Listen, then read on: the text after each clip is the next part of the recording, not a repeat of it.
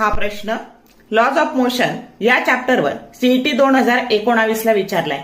A body moves along a straight line and the variation of its kinetic energy with time is linear as shown in the figure below.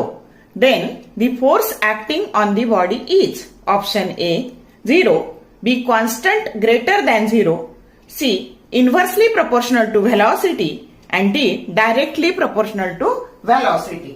आता आपल्याला हा असा graph दिलाय, kinetic energy आणि टाइमचा graph दिलाय आणि ज्यावेळेस हा graph it is a straight line passing through origin.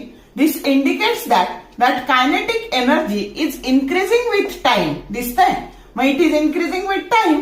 मग कायनेटिक एनर्जीचा फॉर्म्युला काय असतो? Half M V square. मग that is also goes on increasing. Formula टाकला इथे फक्त. मग हाफ हा नंबर आहे आणि एम हे त्या बॉडीचं मास आहे. हे जर कॉन्स्टंट असेल तर V square is goes on increasing. V square goes on increasing therefore V is also goes on increasing. आणि म्हणून ऍसिलरेशन जे काही आहे ते कॉन्स्टंट असणार आहे आणि पॉझिटिव्ह असणार आहे. कारण याच्यात तुम्हाला माहितीये की स्ट्रेट लाईन ग्राफ असेल तर स्लोप हा काय असतो? पॉझिटिव्ह असतो.